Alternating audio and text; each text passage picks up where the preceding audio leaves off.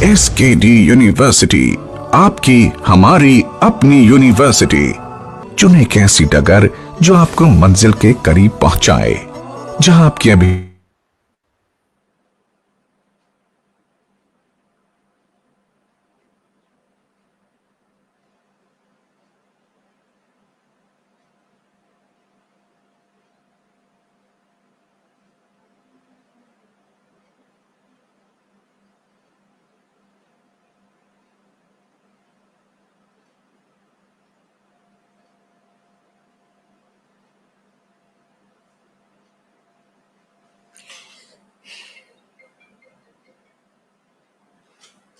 Hello. अरे मैं अभी वो मेरा लेक्चर स्टार्ट होगा तो मेरे हाथ में था मोबाइल।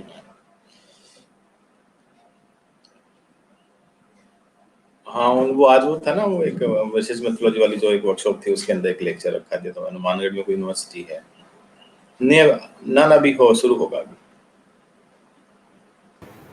हाँ ना। डॉक्टर साहब स्पीकर ऑफ रखें।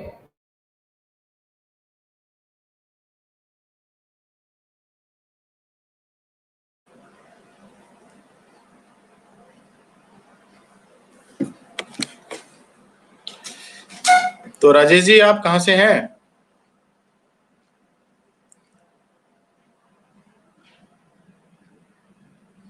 आ रही है कि राजेश जी आवाज?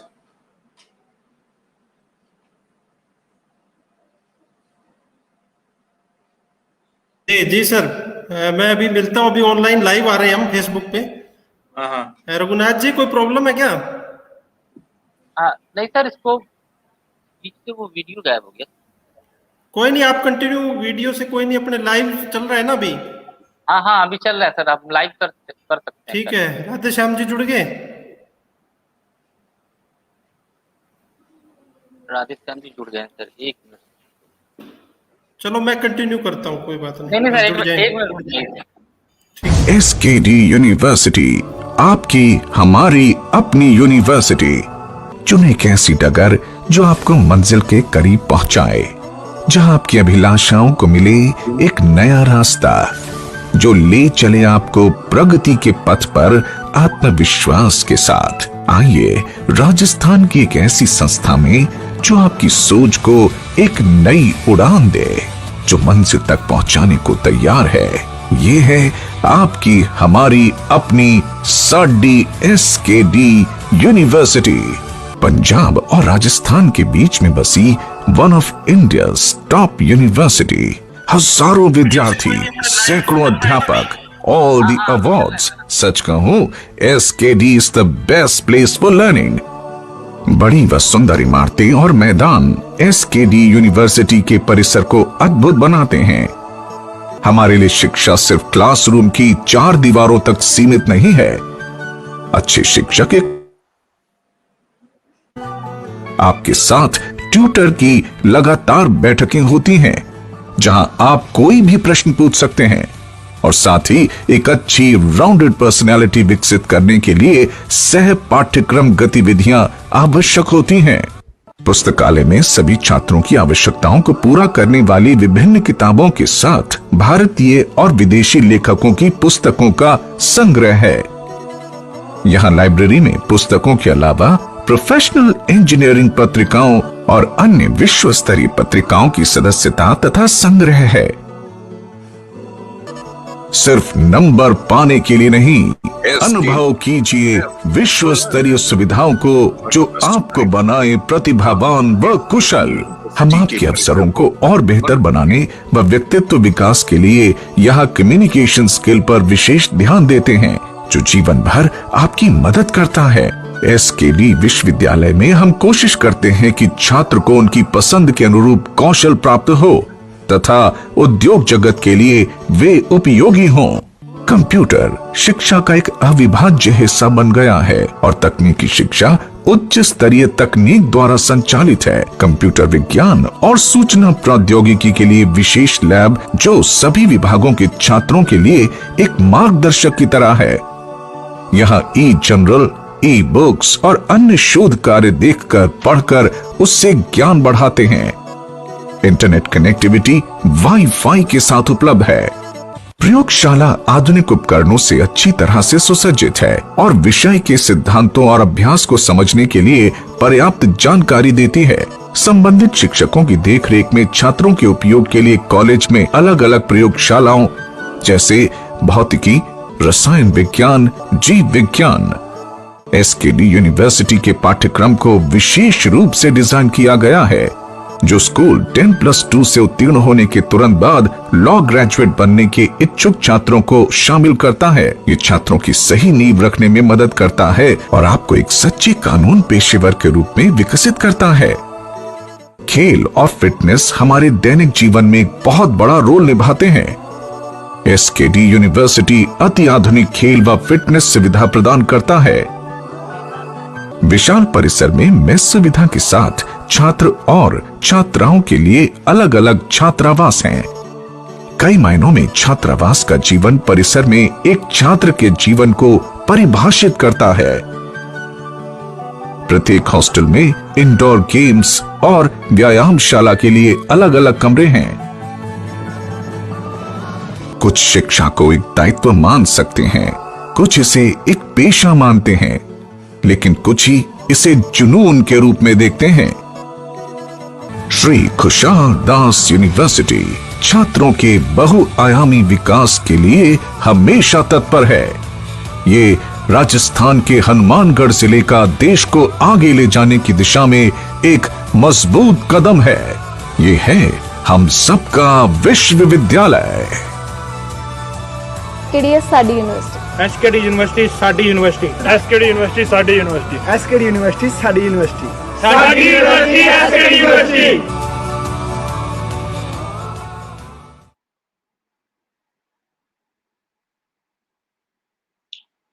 Namaskar, sir. On behalf of SKD University, I, Dr. Radhesham, welcome to all the participants and our eminent speaker, Professor Dr. G.S. Shekhawat from Department of Botany, Jain Narayan Vyas University, Jodhpur. Now, I want to invite Director Research, Dr. Rajesh Kasuma, to welcome to our eminent speaker, Dr. G.S. Shekhawat. Thank you doctor Radheshyam ji. Thank you sir.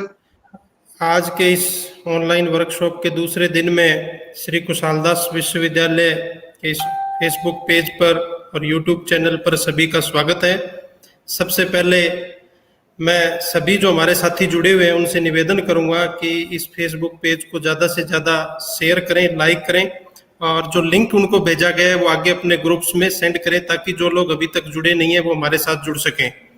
इसी कड़ी में आज हमारा दूसरा दिन research cell की इस workshop online में है। ऑनलाइन वर्कशॉप में हमारे साथ जुड़े हैं प्रोफेसर जीएस शेखावत जी, जो कि centre for advance study UGC CS department of botany, जय नारायण व्यास यूनिवर्सिटी जोधपुर में उन्होंने सेवाएं हैं। उनके जो professor GS Shekhawat ji completed his MSc and PhD from University of Rajasthan, Jaipur, and since then continuously engaged in research. Initially started as a CSIR postdoctoral fellow, and after completion of this project he received Vice Cast Fellowship and worked as at University of South Florida, USA. Dr. Shekhawat has also awarded by INSA International Exchange Fellowship, wherein he worked on stress biology and received Young Research Award from the Academy of Innovative Research and Professor Y.S. Murthy Gold Medal Award by Indian Botanical Society for his contribution in plant biotechnology in 2016. Professor Shekhawat has published 2 books, 11 book chapters and 71 research paper published in different journals, international or national. तो मैं sir का इस online आज के जो हमारा programme है इसमें स्वागत करता हूं। अगर उनका बायोडाटा मैं ज़्यादा पढ़ूंगा तो समय हमारा इसी में निकल जाएगा। एक अनुभवी और बहुत ही लंबा उनका जो टीचिंग एक्सपीरियंस है रिसर्च से संबंधित है। कल भी हमारे साथ प्रोफेसर साहब जुड़े थे, तो आज उसी कड़ी में मैं प्रोफेसर जीएस शेखावत का हमारे honourable chancellor mister Dinesh Juneja, vice chairperson mister Varun Yadav honourable vice chancellor professor S के दास, हमारे रजिस्ट्रार प्रोफेसर प्रदीप डे जी और सभी मेरे साथी स्टाफ मेंबर्स और स्कॉलर की तरफ से आपका हार्दिक अभिनंदन करता हूं। और इसी कड़ी में मैं प्रोफेसर जी को अब आमंत्रित करता हूं कि वो अपनी क्लास कंटिन्यू करें। इससे पहले मैं सभी साथी जो मेरे फेसबुक पे जुड़े हुए हैं उनसे एक बार फिर निवेदन करना चाहूंगा कि ज्यादा से ज्यादा इस पेज को शेयर करें और अपने ग्रुप्स में लिंक भेजें और आगे से आगे इसको पहुंचाने का काम करें। Professor GS Shekhawat ji. Thank you, Dr. Rajesh Kaswa sir, for generous interaction, and good afternoon to everybody, every participant of this workshop. Before I start my presentation on the research methodology, so I guess many students, those who are doing MSc, masters in different subjects, and the research scholar, they are the main participant of this workshop. So I arrange my whole the presentation according to this. So we all know about the research and the research work, and after this COVID era, we all everybody, those who are not even having a science background or don't have any research background, they also know what is the research and what is the importance of the research. But the main question, that is why this workshop is more important, because the fundamental question arises when the student is put into the research area and he started the research. The main focus is the how to do the research. That is the more important. And research is a very huge subject, very huge, many components include into the research. And nowadays, research become more technical and more complicated also, because a lot of machinery include into this, lot of concepts are included into this. Soft skills are also an important part of the research methods. So research methodology overall have the number of concepts. Before we move towards the research methodology and its component, we must understand what is the research. And number of scientists, specifically in the 1800, after Charles Darwin, they have started the systematic research, and how we can define the research. So there are several definitions, there are several concepts which can be define this particular word, what is research. So in general, the Grenial's definition is more appropriate, and the Charles Darwin's concept and definition is more appropriate in modern research. That is, how can we define the careful systematic study and investigation in some field of knowledge. It could be any field, it could be the history, it could be the political science, it could be the nanotechnology, biotechnology, biological science, or maybe some other area, include everything, even biostatistics is the one of the important area nowadays. So we just to align the systematic investigation. In another word, we can say it's a discovery, a voyage from the known to unknown. So this is how we can define the subject. And as in a biological science scholar, I must quote the Charles Darwin, because in 1800 Charles Darwin focused this very systematically, and he is more towards the science. So the science is composed of aggregate facts from which one can create general law and conclusions. So the science methodology and other than the science methodology are bit different in the terms of their concept. So we try to make it umbrella scheme and umbrella term, so that we can understand the student, those who are attending, the social science student and commerce background student, they also use the several methodological concept in this through this presentation. So besides these popular concepts, that research supposed to be the problem solving. It's supposed to have some justification in through logical sequence. So these are the basic concept about the research and the research definition. So we know it should be the valid and variable research conclusion based on the findings. So the research, when we started research, we have the number of questions. What's supposed to the problem? How we can identify the problem?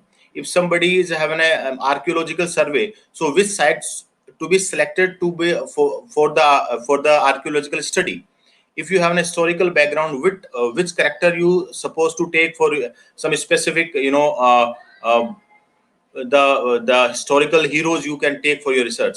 In biological science also, the huge area of the research, and we need to be identify the problem. So these are the today's workshop. We are talking about the what are the basic component of the research, how we can identify the problem, how should we go towards the more deeper part of the research, how we could prepare the proposal for the thesis. So these are the some basic fundamentals of the research we supposed to talk about today's workshop.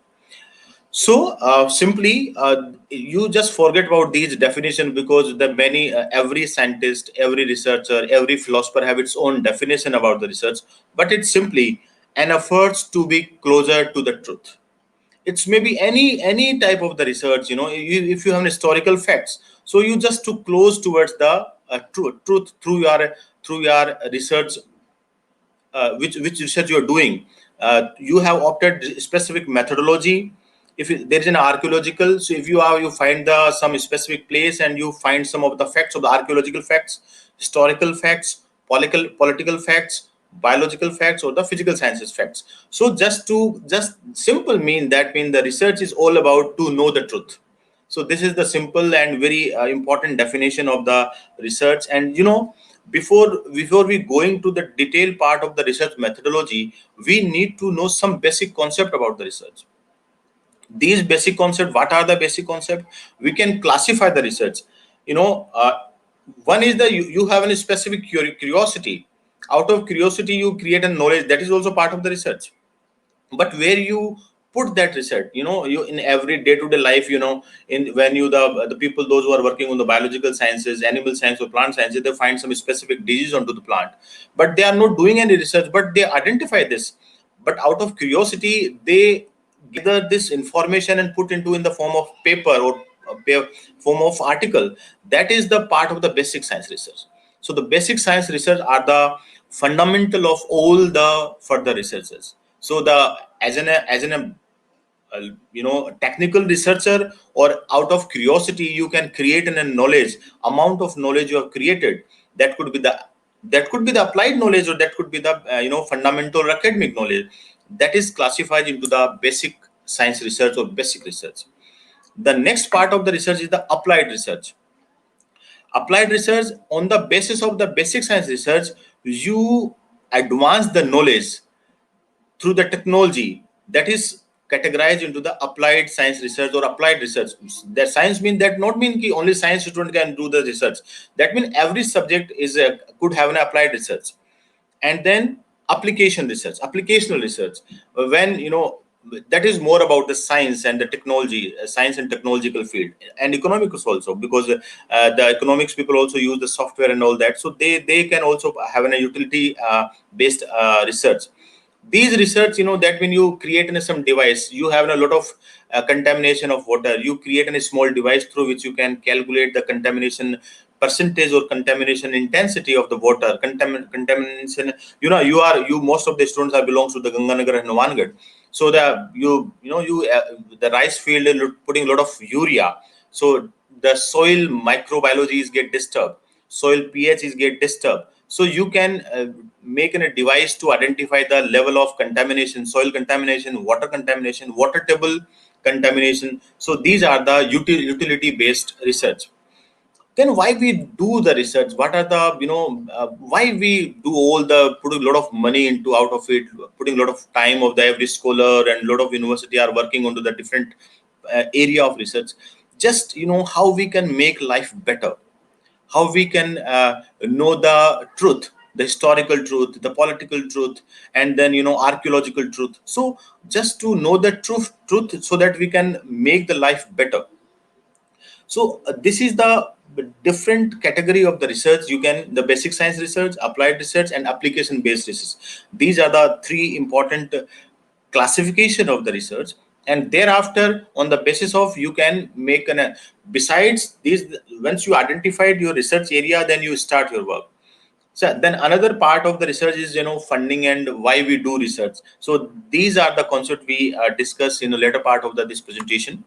So, because as I already mentioned that the research is in a huge area and very difficult to put them into the few words on the few slides. So, but still how we, as a scholar, when you started the research, as a master scholar, those who are working on some dissertation on the biotechnology students and some nanotechnology student, they have doing their dissertation.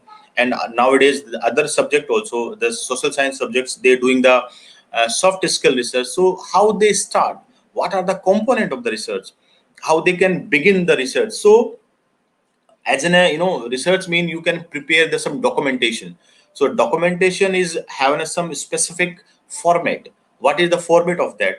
Besides, research is not all the time the laboratory affair. It is the field affair also.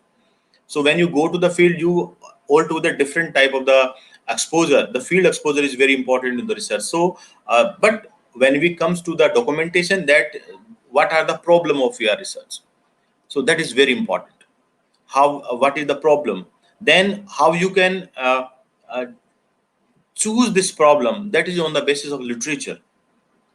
The next part of the research, what are the objective of your research? So on the basis of the literature and on the basis of the problem, you can frame some of the objective, maybe the 3 or 4 for your research. Because if you go beyond the 4 objective, that would be the huge data, and that is difficult to compile within the time frame of the 5 years or 6 years. So that you have a limit yourself and choose what is the more important, and then you go for it. Because we discuss these part later of the presentation. So just I mentioned here what are the basic component of the research.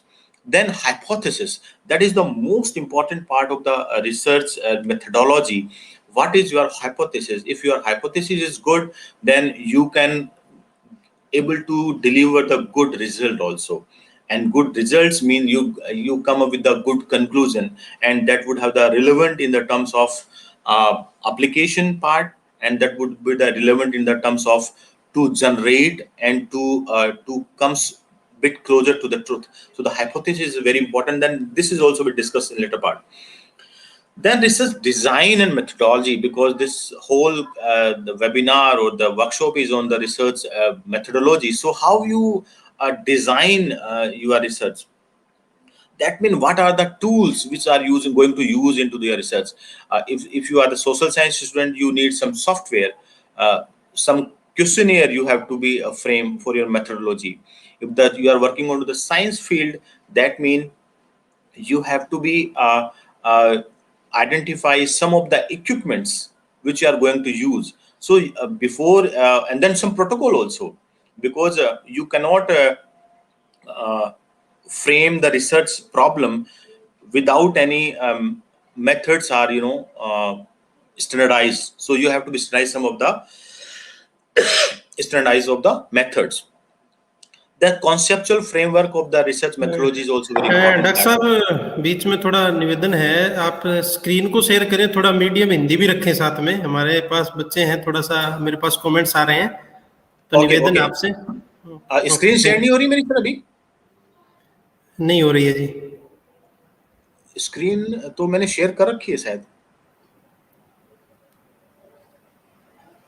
Screen share हो रखी है sir मेरी? नहीं, अभी नहीं आ रही है। एक बार मैं स्टॉप करके दोबारा करता हूँ सर, है ना जी।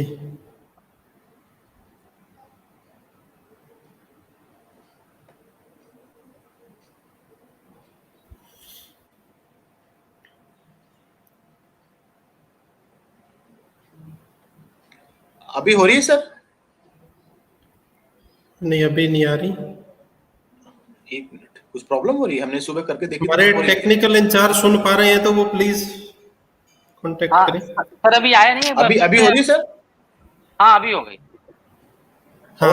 ओके, तब मैं बच्चों को थोड़ा वापस से शुरू थोड़ा बताता हूँ, मैं वो गड़बड़ हो गई आपको, मेरे को लगा। So just I just mention some of the basic concept of the research.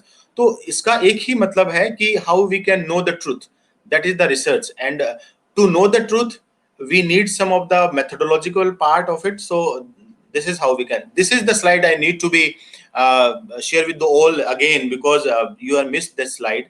So 3-4 जो बेसिक है, जो फंडामेंटल जो कॉन्सेप्ट है रिसर्च के, एक होती है बेसिक साइंस रिसर्च, एक होती है applied science research, and then applicational development. So ये 3 बेसिक इंपॉर्टेंट एरिया होते हैं रिसर्च के.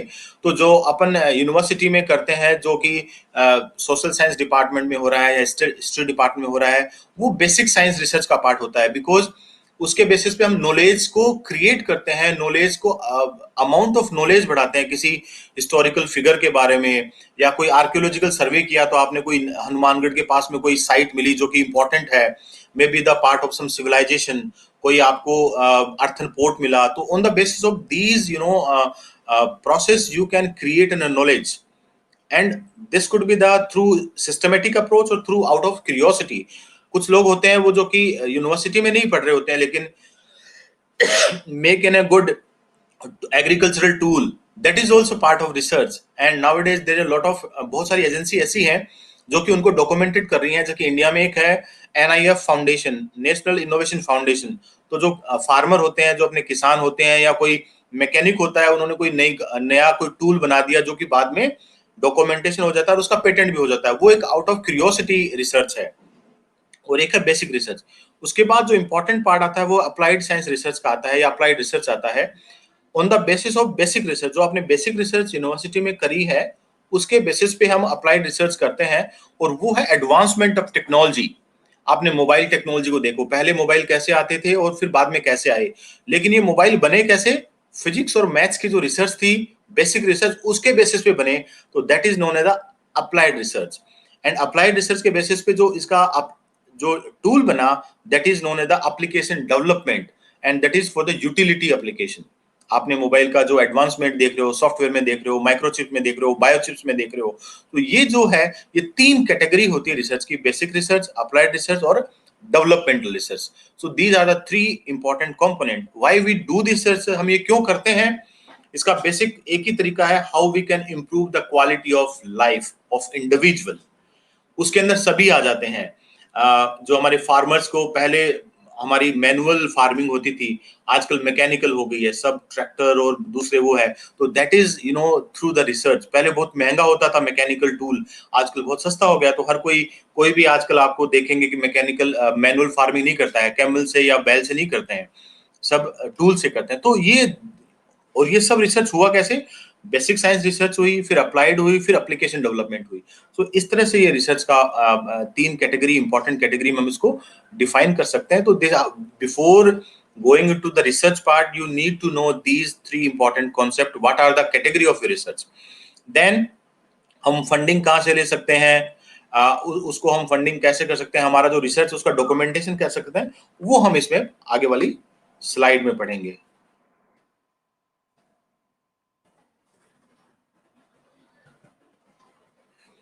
Yes, these are the research component of the research methodology. तो ये स्पेसिफिकली जो यूनिवर्सिटीज है उसके लिए है. कोई मार्केट में या कोई फार्मर कर रहा है उसके लिए ये इंपॉर्टेंट नहीं है, लेकिन when you comes to the university and make it the systematic, then you need to make an documented proof of your research. और उसके लिए हमें सबसे पहले हमारी प्रॉब्लम क्या होगी, उसका टाइटल क्या होगा, उस टाइटल को आप डिफाइन कैसे करेंगे इंट्रोडक्शन में. तो that is known as the introduction. Then statement of the problem, जो आपने प्रॉब्लम ली है उसका बेसिक पंच लाइन क्या है, उसका स्टेटमेंट क्या है, उसका लिटरेचर, मतलब उसके पहले तो रिसर्च नहीं हो रखी उसके बारे में, तो उसके लिए हम लिटरेचर का रिव्यू करते हैं. तो that is known as the review of literature. जो नेक्स्ट इंपॉर्टेंट पार्ट है वो ऑब्जेक्टिव है. जो आपने रिसर्च को डिजाइन करना है, उसको आप कहाँ शुरू करेंगे, कहाँ खत्म करेंगे, तो उसके लिए एक बेसिक फंडामेंटल ऑब्जेक्टिव्स बनते हैं. उनको अपन बोलते हैं primary objective and then secondary objective. Secondary objective वो होते हैं जो कि प्राइमरी ऑब्जेक्टिव करने के बाद में आपके उसके जो साइड में जो एरिया है जो कि आपको कवर करने चाहिए, वो इंपॉर्टेंट होते हैं. तो 2 तरह के ऑब्जेक्टिव होते हैं, primary objective and the secondary objective. And then hypothesis of the research. सबसे इंपॉर्टेंट पार्ट रिसर्च का यही है कि जो आपकी हाइपोथेसिस है वो नई होनी चाहिए. That's the novel concept about the research. If you are just I give an example of the science because I am the science background. So excuse me, the social science student and the commerce student. Hypothesis that means ये आपको nano particle बनाने हैं, तो nano particle बनाने के तो बहुत सारे मेथड्स ऑलरेडी अवेलेबल है बुक्स में, तो आपने नया क्या किया उसके अंदर? तो आपने या तो उसके जो केमिकल कंजप्शन है वो कम किया है, उस पार्टिकल का जो प्रिसीजन है वो बढ़ा दिया है, पार्टिकल का जो साइज है वो स्पेसिफिक आपने सिंथेसिस किया है, कुछ नए और इजी मेथड से बनाया है। तो ये बहुत सारे इंट्रिकेसीज होती हैं जो कि आपको उससे पहले पता होनी चाहिए। रिसर्च डिजाइन का मतलब क्या होता है? जो नेक्स्ट कंपोनेंट है वो है research design.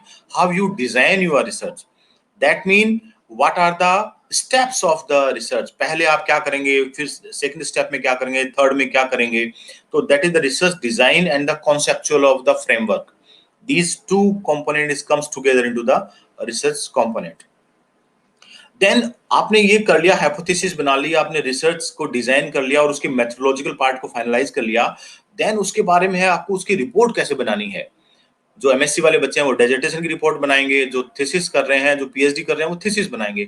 So what are the steps to write the thesis, the report writing and implication of the study, उसका आउटपुट क्या है। तो उसके लिए हम फ्रेमवर्क, तो इन सभी को ही हम एक एक करके करेंगे। सबसे पहले है टाइटल ऑफ रिसर्च। आपके टाइटल में क्या होना चाहिए? Synthesis of nano particle and their application into the this field और दैट फील्ड। सो ये इस तरह के टाइटल पर बनाते हैं। Effect of this chemical to that chemical. So ये इस तरह से पहले तो ये इस तरह के होते थे। Effect of DDT on to the human health, effect of pesticide on to the animals. तो ये जो इफेक्ट और इस तरह के जो टाइटल होते थे, आजकल ये इस तरह से नहीं होते हैं। आजकल आपकी हाइपोथेसिस क्या है रिसर्च के लिए, वो होना चाहिए। तो इट शुड बी प्रिसाइज। तो जो टाइटल है वो प्रिसाइज मतलब छोटा होना चाहिए और बड़ा, और उसका जो आप जो काम करने वाले हैं वो क्लियर होना चाहिए उसके अंदर। तो title suppose to be the precise and clear. Limited words होते हैं, may be 50 words, may be the 30 words, अलग अलग यूनिवर्सिटी के अपने फॉर्मेट के हिसाब से उसका वर्ड का होता है। तो जो थीसिस कर रहे हैं उनके लिए बड़ा इंपॉर्टेंट है, उसकी जो वर्ड लिमिट है उसका भी इंपॉर्टेंट है, जो कि ध्यान रखें। तो क्या जो कॉन्सेप्चुअल होना चाहिए कि उससे अंदर आपका जो एक्सपेरिमेंटेशन है वो पता लगना चाहिए कि आपने क्या एक्सपेरिमेंट उससे किए हैं, वो टाइटल से ही पता लगना चाहिए। तो ये बहुत इंपॉर्टेंट हो जाता है। एंड स्पेसिफिक होना चाहिए। इट्स नॉट लाइक जैसे मैंने अभी बताया कि effect of DDT on to the human health. तो ह्यूमन हेल्थ का क्या मतलब है? ह्यूमन हेल्थ से मतलब आप उसमें किस चीज की देख रहे हो? ह्यूमन हेल्थ तो पूरी हेल्थ हो गया, उसका आई पे भी हो सकता है, हेयर लॉस भी हो सकता है, उसके किडनी पे इम्पैक्ट कर रहा है कि लीवर पे कर रहा है। तो ये ऐसे नहीं हो सकता है। तो आपको जो रिसर्च आपने करी है वही आप टाइटल के अंदर रखें। तो that is the very specific, और वो उसका स्कोप भी दिखाना चाहिए। तो ये टाइटल की इंपॉर्टेंट हो गया। एंड अट्रैक्टिव मतलब वो ऐसा होना चाहिए कि वो पढ़ने के बाद लगे कि हाँ ये थोड़ा इंपॉर्टेंट रिसर्च एरिया है, इसको अपने को पढ़ना चाहिए। तो ये टाइटल के बारे में इंपॉर्टेंट कॉन्सेप्ट है कि जो रिसर्च का जो एरिया है उनमें जो पहला कंपोनेंट है वो रिसर्च टाइटल है, and that need to be worked very hard. अगर ये अच्छे से टाइटल आपका नहीं फ्रेम हुआ तो फिर वो काफी चीजें डाइल्यूट हो जाती हैं। दूसरा जो सबसे इंपॉर्टेंट है, इसको हम 2-3 स्लाइड्स में बाद में भी डिस्कस करेंगे और अभी भी हाँ एक बार डिस्कस कर लेते हैं, research problem. What is a research problem? कौन सी प्रॉब्लम हो सकती है? जैसे मैंने आपको आर्कियोलॉजिकल सर्वे कह दिया, हनुमानगढ़ के आसपास कोई ऐसी साइट है जो कि इंपॉर्टेंट हो सकती है किसी तरह से, वहां पे कुछ डिगिंग के अंदर आपको कुछ अर्थन पोर्ट्स मिले हैं या कुछ वेपन मिला है या कुछ साइन मिले हैं किसी चीज के लिए। तो वो या तो वो ऑब्वियस है, पहले भी वैसा ही उसी साइट के आसपास कुछ वैसा हो रखा है, तो वो उसी का ही पार्ट है। तो वो एक नई प्रॉब्लम नहीं हो सकती है। उस प्रॉब्लम का एक एडवांसमेंट तो हो सकता है वो, लेकिन वो एक नई प्रॉब्लम नहीं हो सकती है। तो जो रिसर्च प्रॉब्लम है वो बड़ा इंपॉर्टेंट होती है, और हम कैसे आइडेंटिफाई करें in specific words of the science. Research problem refers to some difficulty which a research experience in the context of either theoretical or practical situation and wants to obtain a solution for the same। जब आप कोई काम कर रहे हैं और आपको एक प्रॉब्लम आई, कि वो थ्योरेटिकल भी हो सकता है, मैंने बताया कि बेसिक साइंस में ज्यादातर थ्योरेटिकल वर्क ही होता है, वो अप्लाइड नहीं होता है, मतलब उससे कोई डिवाइस नहीं बनानी है, बट वो थ्योरेटिकल आपको प्रॉब्लम आ रही है। आपका कंप्यूटर स्लो हो गया, तो आपका एक प्रॉब्लम है कि ये प्रैक्टिकल प्रॉब्लम है कि कंप्यूटर बहुत स्लो है, इसको हम स्पीड अप कैसे करें। तो एक तरीका है आपकी इसकी रैम ऐड कर दीजिए, लेकिन रैम को एक लिमिटेड स्पीड ही बढ़ाएगी आपकी। तो उसके अंदर जो प्रोसेसर है वो कौन सा है, तो जो प्रोसेसर है वो स्लो है एक्चुअली, तो उसको प्रोसेसर को आपको इंप्रूव करना है। तो प्रोसेस को इंप्रूव करना, तो दैट मीन आपकी जो चिप है वो आपको स्पीड, जो जिसकी ज्यादा स्पीड है वही चिप लगाओगे। तो ये जो रिसर्च प्रॉब्लम है आपका, वो आपके उसमें होगी कि आपका थ्योरेटिकल प्रॉब्लम है कि प्रैक्टिकल प्रॉब्लम है, उसके बेस पे आपकी रिसर्च प्रॉब्लम आइडेंटिफाई करनी है। और रिसर्च प्रॉब्लम को आपको पता कैसे चलेगा, जैसे आपने तो भाई एमएससी कर ली और एमएससी करके पीएचडी करनी है अब आपको, तो आपने किसी भी सब्जेक्ट में करें तो आप किस पे रिसर्च करें। इसके लिए आपको एक ही तरीका है, you should have an literature review. सबसे पहला इंपॉर्टेंट है, आप कुछ जर्नल्स को पढ़िए, कुछ लिटरेचर को पढ़िए, उसमें आपको लग रहा है कि ये जो एरिया है ये इंपॉर्टेंट है, इसमें से कुछ मेरे को नया मिल सकता है। तो पहला जो रिसर्च प्रॉब्लम को आइडेंटिफाई करने का है वो है लिटरेचर और reading, and that is the, you can not bypass it.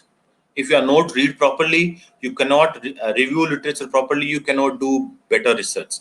और ये सब के लिए है, किसी भी सब्जेक्ट का हो, that is for every student। then academic sir थोड़ा सा स्लाइड भी चेंज करते रहिए, तो थोड़ा सा हमारे फॉलोअर्स के कमेंट आ रहे हैं। स्लाइड मैंने चेंज अभी नहीं हुई चेंज, मैंने अभी रिसर्च प्रोसेस दिख रहा है आपको स्लाइड पे, बस एक ही पेज आ रहा है सर, कंपोनेंट्स ऑफ रिसर्च चल रहा है। अच्छा वो, लेकिन मैंने चेंज कर लिया, ये चेंज आपके हो नहीं रहा है, कुछ प्रॉब्लम हो रही है सर? नहीं हाँ, नहीं वहाँ अभी आ रहा है, लेकिन अभी फिर वही है कि रुक जा रहा है।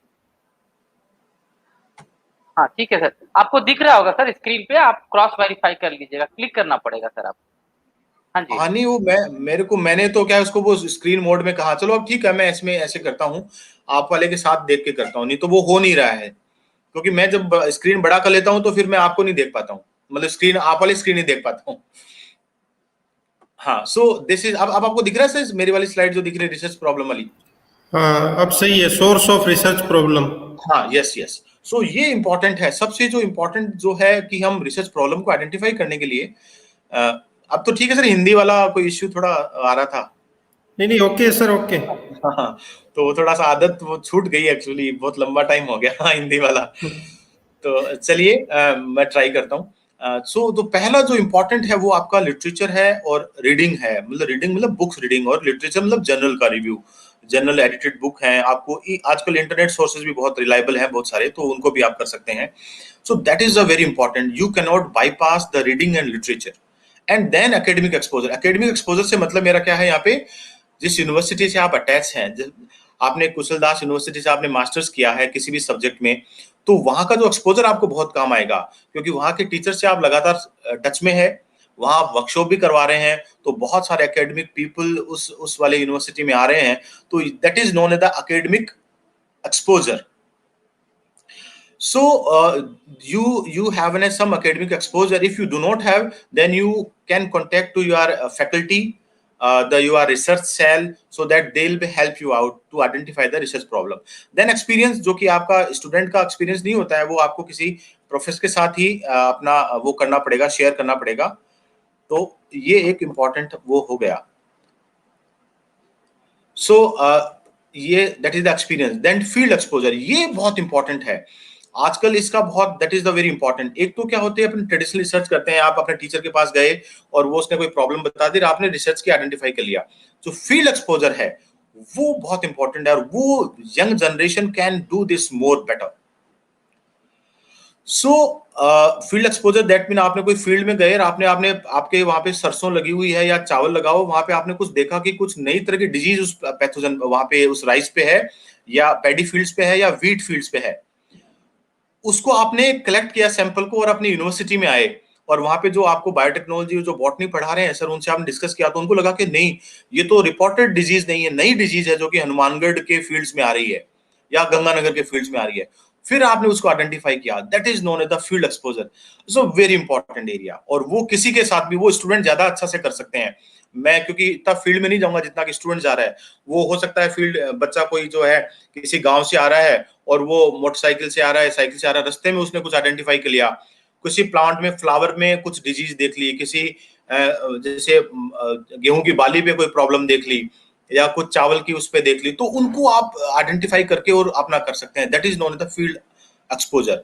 और उसके बाद में कंसल्टेशन एक बड़ा इंपॉर्टेंट है कि आप अपने टीचर से कंसल्ट कर सकते हैं, अपने रिसर्च सेल से कर सकते हैं, अपने इतने सारे इंस्टीट्यूट्स हैं इंडिया में जो CSR लैब्स हैं, बॉटनिकल सर्वे है, जियोलॉजिकल सर्वे है, आर्कियोलॉजिकल सर्वे है, उनसे आप डिस्कस करके भी आप ये कर सकते हैं। That is known as the consultation and then brainstorming. So today we are doing the brainstorming because you invited me to say something, so whatever I know I can communicate to you, and you can ask me by the writing and all that. So the people are, some students are putting their problem ki hame ye wo nahi kar raha, to ye that is known as the brainstorming. And the workshop, seminars, webinar, that is the only source of the brainstorming in this COVID area, the COVID situation। 2 साल से हम यही कर पा रहे हैं कि online ही सब डिस्कस कर रहे हैं, अदरवाइज ये लेक्चर मैं आपको हनुमानगढ़ आके देता तो आपको ज्यादा अच्छे से कम्युनिकेट कर पाता। बट अब ये चीजें बंद हो गई हैं, तो हमें यही एक तरीका है जिसके हम एक दूसरे को कम्युनिकेट कर सकते हैं। सो ये एक इंपॉर्टेंट एरिया होगा। देन हम आगे बढ़ते हैं।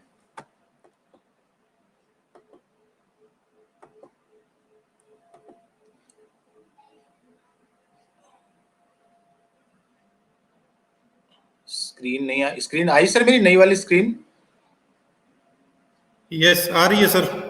ओके, हाँ सर, ओके सर, क्योंकि मैंने वो अब थोड़ा मैनुअली कर रहा हूँ अभी। तो this is the research process, हम उसको करेंगे कैसे। सो एक मैं बहुत ही सिंपल लैंग्वेज में बताने की कोशिश कर रहा हूँ, तो बहुत टेक्निकल नहीं हो रहा हूँ अब, क्योंकि शायद ज्यादातर बच्चे मास्टर्स वाले होंगे या वो होंगे। तो formulation of a research problem, ये पहला स्टेप होता है हमारा। Creation of the research design, ये दूसरा स्टेप है। इनको मैं थोड़ा थोड़ा आपको डिस्कस कर लूंगा कि जो क्रिएशन ऑफ रिसर्च, अब यू एक तो है कि आपने प्रैक्टिकल फील्ड में आपने देखा, और एक आपने लिटरेचर के थ्रू कुछ आइडेंटिफाई किया कि यहाँ पे ये गैप है। जैसे हनुमानगढ़ का जो फोर्ट है, वहां पे आपने देखा कि उसका जो आर्किटेक्चर है वो बिल्कुल अलग है दूसरे जो कि बीकानेर में आर्किटेक्चर है। तो आपने आर्किटेक्चरल रिसर्च करेंगे तो जो बीकानेर का जो भटनेर फोर्ट है, जो कि बड़ा सुंदर और बहुत बड़ा बना हुआ है, आजकल तो टूट फूट गया है, उस पे वहां जाके आपने किसी हिस्ट्री के बच्चे ने देखा कि इसका आर्किटेक्चर बहुत अलग है, जो कि दूसरे जो चित्तौड़ वाला और कुंभलगढ़ का फोर्ट है वहां पे नहीं है। तो आप इसकी जो फोर्ट के डिजाइन पे भी आप रिसर्च कर सकते हैं। तो ये है formulation of the research problem. Biological sciences में है आप, तो आपने, मैंने अभी बताया 2-3 एग्जाम्पल, आप फील्ड में गए, आपने कोई नई प्रॉब्लम फील्ड में आइडेंटिफाई करी, और आप तो क्योंकि बहुत एग्रीकल्चर से जुड़े हुए लोग होंगे हनुमानगढ़ और गंगानगर में, तो वहां पे जो एग्रीकल्चर रिसर्च है और बायोलॉजिकल रिसर्च उसकी बहुत बहुत इंपॉर्टेंट है। आपके जैसे हमारे आप अपने फील्ड में जाते हैं, अपने खेत में जाते हैं, और वहां पे देख रहे हैं आपके सोइल में बड़ी प्रॉब्लम हो रही है। पहले आप एक क्विंटल यूरिया से काम चल रहा था, अब वहां पे 2 क्विंटल यूरिया डाल रहे हैं आपके अपने 25 बीघा के उस फील्ड में। तो ऐसा क्यों हो रहा है? तो वहां की आप उस सोइल को कलेक्ट करिए और सोइल का बायोकेमिकल एनालिसिस कीजिए, तब आपको पता लगेगा कि अरे यार, ये पहले जो सोइल थी उससे तो बहुत खराब हो गई हमारी सोइल। इसके अंदर ऑर्गेनिक कार्बन है, फॉस्फेट है, पोटेशियम है, पोटाश है, या इसकी जो बायोलॉजिकल डाइवर्सिटी है सोइल की वो बहुत खराब हुई है।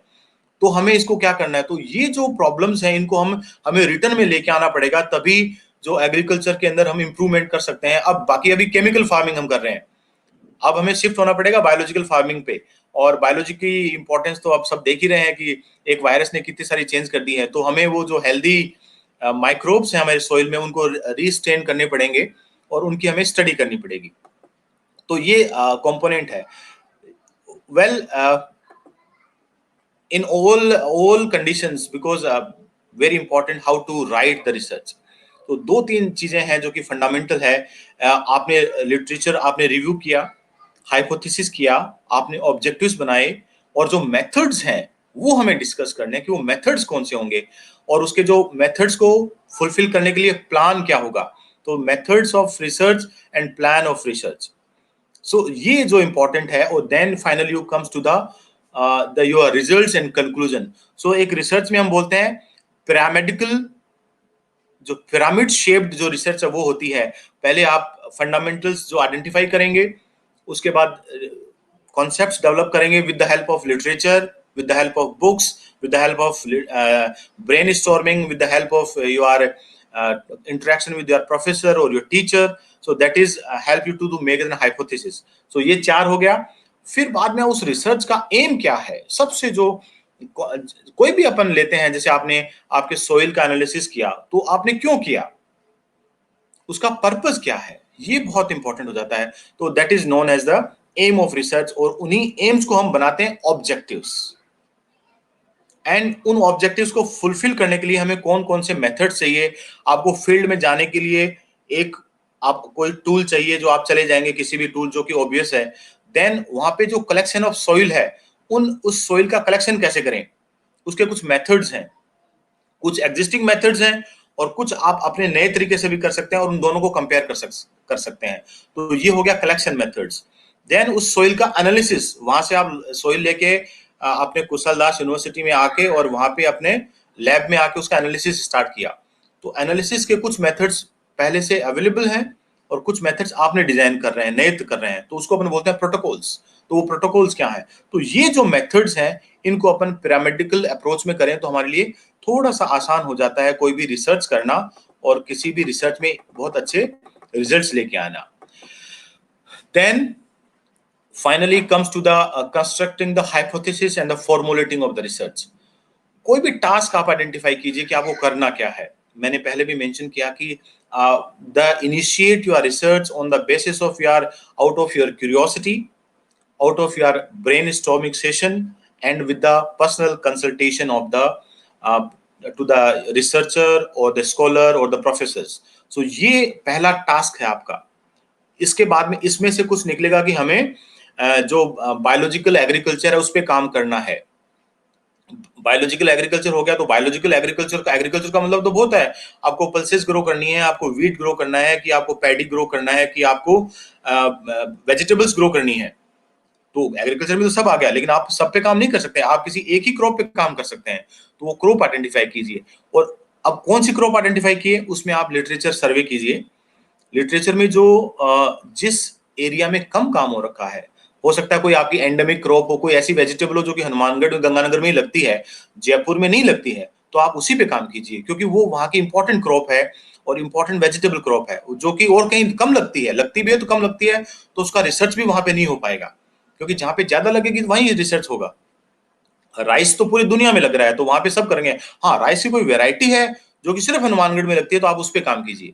तो ये उसको बोलते हैं मतलब लोकल बेस्ड रिसर्च, और इसका आजकल बहुत चलन है। अगर आप लोकल बेस्ड करेंगे तो आपको फंडिंग होने के बहुत अच्छे चांसेस हैं। ये हो गया, और ये आप लिटरेचर की मदद लेंगे। Then formulating the research problem, जो आपने उस वेजिटेबल को आइडेंटिफाई कर लिया, then you start your work. उसका आप न्यूट्रिशनल वैल्यू कर सकते हैं। जैसे मान लेते हैं वहां पे आपके यहाँ पे ग्रेप्स लगता है, ग्रेप्स और शायद माल्टा या किन्नू लगता है हनुमानगढ़ गंगानगर में, तो वहां पे उसका जो न्यूट्रिशनल वैल्यू है वो दूसरे जो माल्टा और किन्नू है उससे कैसे अलग है, वो आप कर सकते हैं। अगर ज्यादा न्यूट्रिशनल वैल्यू है तो आप इसको एडवर्टाइज करके और आप अपना ज्यादा वो कर सकते हैं कि भाई इसमें जो एस्कॉर्बिक एसिड है, विटामिन सी है, ज्यादा है जो कि दूसरी स्पीशीज है उनसे। So this is how I just giving the random examples, not the very specific. तो आप कर सकते हैं। Then come to the another part of the research problem is the, उसमें सबसे ज्यादा मैटर क्या करेगा। आप जो रिसर्च प्रॉब्लम आप कर रहे हैं तो वो मैंने बताया कि 2-3 टूल्स हैं, उनके बेसिस पे आपने रिसर्च प्रॉब्लम आइडेंटिफाई कर ली। Then you comes to the knowledge of the methodology, very important. इसके लिए अब ये रेस्ट्रिक्शंस हो जाता है कि हो सकता है न्यूट्रिशनल वैल्यू को कैलकुलेट करने के लिए आपको LCMS चाहिए, गैस क्रोमेटोग्राफी चाहिए आपको, या कोई दूसरा टूल चाहिए, वो वहां पे अवेलेबल है कि नहीं। सो तो जो नॉलेज है मेथोडोलॉजी का वो बहुत इंपॉर्टेंट है। उसके लिए आपको हो सकता है यू नीड सम कोलैबोरेशन, क्योंकि जब साइंटिफिक रिसर्च है, अगर सिर्फ आपने को फोर्ट वाली रिसर्च करनी होती है, आर्किटेक्चर करनी होती है, तो उसके लिए कोई मशीन नहीं चाहिए, उसके लिए कोई एक्सपर्ट चाहिए होते हैं, तो एक्सपर्ट आप इनवाइट कर सकते हैं या फिर आप लिटरेचर की वजह से या ऑनलाइन हेल्प ले सकते हैं। लेकिन जब अपन बायोलॉजिकल साइंसेज या कोई इंस्ट्रूमेंटल बेस्ड रिसर्च करते हैं, then you need some machines और इक्विपमेंट्स एंड अपैरेटस। सो उसके लिए आपको पता करना पड़ेगा कि उसके मेथड्स क्या हैं। तो यहाँ पे सबसे इंपॉर्टेंट जो मैटर कर सकता है, जो इंपॉर्टेंट चीज मैटर करती है, वो है आपको machine based research, and that is you need to be do first. अगर वो मशीन ही नहीं है तो फिर आपकी रिसर्च रुक जाएगी, तो उसका कोई ऑल्टरनेटिव आपको पहले ही देख के करना पड़ेगा। तो that is the part of the research methodology. The knowledge of the subject area, अब आप जिस एरिया में रिसर्च कर रहे हैं उसका आपको नॉलेज कितना है। अब नॉलेज ऑब्वियसली जब अपन स्टार्ट करते हैं तो लिमिटेड नॉलेज ही होता है, तो जो आपके सुपरवाइजर हैं उनसे आप डिस्कस करके, क्योंकि उनके, अब ऐसा नहीं है कि मैं किसी बायोटेक्नोलॉजी में रिसर्च करता हूं, I know the whole biotechnology, I know some part of the biotechnology. So मैं उसी एरिया में रिसर्च करवा सकता हूं जिसको मैं जानता हूं। सो वो बहुत इंपॉर्टेंट है। तो जो identification of the problem and identification of the expertise, that is very important. तो ये भी आपको पहले दिन से ही करना पड़ेगा बिफोर यू स्टार्ट। जो इश्यू आपने एग्जामिन आइडेंटिफाई किया उसको एग्जामिन आपको करना पड़ेगा, वो एक सबसे इंपॉर्टेंट हो गया।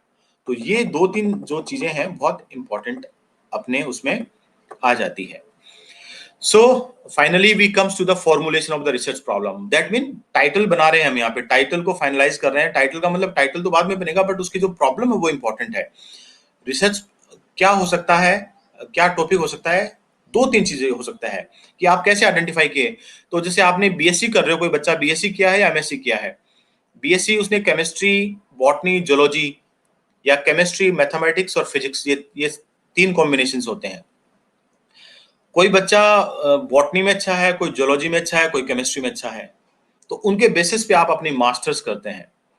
मास्टर्स कर ली तो मास्टर आपने केमिस्ट्री में कर ली, तो अब केमिस्ट्री में तो एनालिटिकल केमिस्ट्री भी है, ऑर्गेनिक भी है, इनऑर्गेनिक भी है, और आजकल फिजिकल केमिस्ट्री भी है। तो ये 4 फंडामेंटल एरिया, इसके अलावा भी आजकल नैनो फिजिक्स भी है, नैनो केमिस्ट्री भी है। तो उन 500 सब्जेक्ट में आपका जो सबसे अच्छा सब्जेक्ट है, यू आर इंटरेस्ट एरिया, जो आपको सबसे अच्छा अपील करता है, जिसमें कि आपको पढ़ने में अच्छा लगता है, जिसमें काम करने को अच्छा लगा, तो सबसे पहले जो सबसे इंपॉर्टेंट प्रियोरिटी है रिसर्च प्रॉब्लम के आइडेंटिफिकेशन की, आपका इंटरेस्ट का एरिया है, वो सबसे इंपॉर्टेंट। अगर आपका केमिस्ट्री में इंटरेस्ट है तो आप केमिस्ट्री के हो सकता है किसी का फिजिकल केमिस्ट्री में इंटरेस्ट है, किसी का नैनो केमिस्ट्री में इंटरेस्ट है, तो जिसका जिसमें इंटरेस्ट है उसी में कीजिए। इसमें कुछ नहीं है, ये जो कॉन्सेप्ट है ना कि इसमें स्कोप ज्यादा है, इसमें स्कोप कम है, रिसर्च में स्कोप नहीं होता है, रिसर्च में स्कोप बनाना पड़ता है। अगर आप अच्छा काम करेंगे तो पूरी दुनिया आपको इनवाइट करेगी लेक्चर के लिए।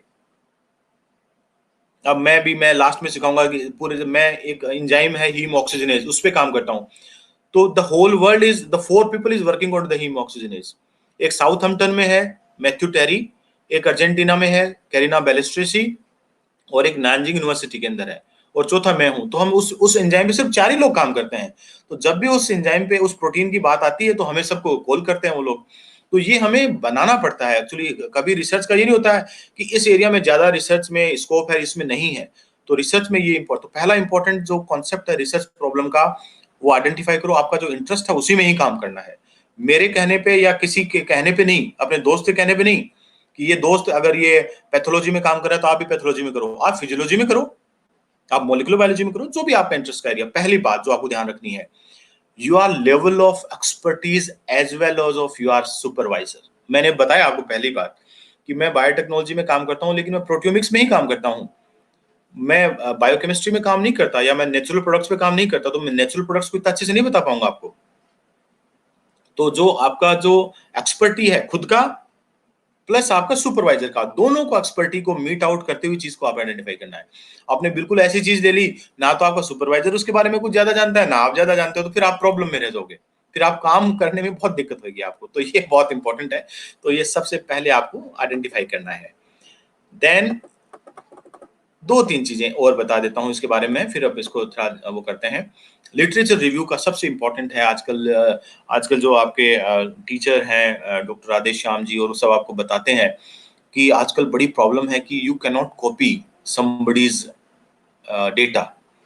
गूगल से हम देखते हैं, तो जो लिटरेचर रिव्यू है बहुत इंपॉर्टेंट है। वो आपका जो लिटरेचर रिव्यू है वो बहुत इंपॉर्टेंट इसलिए हो जाता है क्योंकि जब आप अपनी थीसिस बनाएंगे उस टाइम वो लिटरेचर बहुत आपकी मदद करेगा। अगर आप जानते हैं तो उन्हीं चीजों को अपने उस थीसिस में इंक्लूड करेंगे जो कि वैलिडेटेड है, क्योंकि गूगल पे ऐसी बहुत इंफॉर्मेशन है, जैसे व्हाट्सएप पे इंफॉर्मेशन आती है ना आपको कि उसने इसके ये कर दिया, वो कुछ होता ही नहीं ग्राउंड पे, वो फॉल्स इंफॉर्मेशन है। तो जब भी अपन वेब यूज करते हैं, जब इंटरनेट यूज करते हैं, तो वहां पे हमें बहुत केयरफुली काम करना है, और वो सब पार्ट है लिटरेचर रिव्यू का। तो जो अपने को जो जेन्युइन इंफॉर्मेशन है उन्हीं को ही गैदर करनी है। तो पहला आपको कॉन्सेप्ट करना है। फिर है on the basis of literature, the genuine literature, you develop your methodology, कि हम किस मेथोडोलॉजी से काम करेंगे, मतलब आपकी कौन सी मशीन यूज करनी है उस रिसर्च के अंदर, या फिर कौन सा सॉफ्टवेयर यूज करना है। Then broader your knowledge in your area of research. अब ब्रॉडर ऑफ नॉलेज कैसे होगा? Work and read, read and work. So this is how you can create the broadening of your knowledge. ये सब आपको काम करना है, तो ये सब है। अब लिटरेचर का, अब मैंने ये तो कह दिया कि लिटरेचर करें, लेकिन सोर्स क्या होगा? तो पहला सोर्स आप इसके लिए जो रखो, आप बुक और जर्नल्स का रखो, और तीसरे नंबर पे आप ई जर्नल्स का रखो। अनऑथराइज्ड वेब जो है उसको आप बिल्कुल भी कंसिडर ना करें इसमें। पहला बुक्स, जर्नल्स और ई जर्नल्स। और ई जर्नल्स भी आजकल जो कुछ कॉन्सेप्ट्स हैं, आपके टीचर्स आपको बताएंगे कि जैसे स्कोपस इंडेक्स जर्नल है, web of science index journal है, पबमेड इंडेक्स जर्नल है, ये सब आपको टीचर्स बताएंगे आपको कि ये सब क्या होते हैं। और हो सकता है 2-3 दिन से वर्कशॉप चल रही तो किसी ने बताया भी हो आपको, लेकिन हम इस पे नहीं करेंगे। लेकिन ये लिटरेचर जो सर्वे आपको करना है, on the basis of these concept करना है कि आपको ये चीजें वो होना चाहिए। Once you identify the problem, you know something about your literature, then constructing the hypothesis. This is the soul of your research. जो कह रहे हैं बिल्कुल आपका जो कोर जो है, आपकी हाइपोथेसिस कैसी है, मतलब आप उस रिसर्च के ऑब्जेक्टिव हाइपोथेसिस के बेसिस पे ही बनने वाले हैं। तो ये जो है हाइपोथेसिस बहुत इंपॉर्टेंट है। It is the anticipation of nature और ए हंच, अजम्पशन और असर्शन। आप क्या सोचते हैं, मतलब आपने जो थॉट दिया था रिसर्च के लिए, जैसे आपने अपने फील्ड में जा रहे थे तो आपने देखा कि आपके जो वीट की जो बाली, जो गेहूं की बाली लगी हुई थी, उसमें कुछ फंगस लगा हुआ था। आपने उसको पहले आइडेंटिफाई किया और फिर उसके बारे में अजम्पशन लगाया। आपने पढ़ा, यार ये तो स्मट भी नहीं लग रही, रस्ट भी नहीं लग रही, कुछ नया लग रहा है। तो ये जो अजम्पशंस जो है आपके, वो आपका इंपॉर्टेंट है, उसको वैलिडेट करना। अगर पहले से वो नोन है तब वो उस पर आप काम नहीं कर पाएंगे, लेकिन अगर वो बाई चांस नया है तब वो आपका इंपॉर्टेंट हो जाएगा। तो इसलिए वो पहले अपन उसको बोलते हैं बैकग्राउंड रिसर्च। पहले अपने को ये चीजें देखनी पड़ेंगी कि वो रिसर्च का क्या है। तो that is the tentative statement about something. कि आपको पता है कि आपने वीट का जो वो लिया, आपने बाली ली, उस पे देखा कि आपने उस पे स्टेटमेंट बनाया कि हमने आइडेंटिफाई किया, but that is not related to the previously reported rust and smut, so this looks new fungus और न्यू माइक्रोब। जो भी आपको लग रहा है, उसका कोई भी डिजीज हो सकता है, आपको ये भी नहीं पता लग रहा कि माइक्रोबियल है कि फंगल है कि कोई दूसरी वायरल डिजीज है, ये नहीं पता आपको। तो आपने उसके बारे में अजम्पशन बनाया, that is known as the tentative statement about something. आपने कुछ आइडेंटिफाई किया, उसके बारे में कुछ स्टेटमेंट लिखा, ये है hypothesis. It may be right, may be partially right और may be wrong, don't worry about it. आपने कुछ चीजें देखी कि आपने देखा, मैंने आपको एग्जांपल दिया कि भाई ये भटनेर जो आपका हनुमानगढ़ का फोर्ट है, उसकी जो बुर्ज बनी हुई, इसका बिल्कुल आर्किटेक्चर बिल्कुल अलग है। लेकिन हो सकता है आपने जो यूरोप में बना हुआ बुर्ज है उसको तो देखा ही नहीं, तो लेकिन आपको लगा कि जो इंडिया में आपने घुमा उससे अलग है ये, तो उसके बारे में आप रिसर्च कर सकते हैं। तो हो सकता है आप बिल्कुल सही हो कि बिल्कुल ऐसा वो पहले था ही नहीं, ये बिल्कुल नया है। लेकिन हो सकता है आप थोड़ा थोड़ा मैच करता है आपका कोई दूसरा फोर्ट, या बिल्कुल आप गलत भी हो सकते हो, बिल्कुल ऐसा ही बुर्ज चित्तौड़ में बना हुआ है। तो इसके लिए कुछ नहीं होता है, क्योंकि ये आपका अजम्पशन है, दैट इज द हाइपोथेसिस। और हाइपोथेसिस अजम्पशन के बेस पे बनती है, आपके पहले फर्स्ट साइट आइडेंटिफिकेशन पे बनती है। तो दैट इज द हाइपोथेसिस, और ये बहुत केयरफुली करनी पड़ती है अपने को, और इसके लिए हमें काफी मेहनत करनी पड़ती है। तो hypothesis, to create an hypothesis we need some deep thought on to that problem. It should be simple, specific and conceptually clear.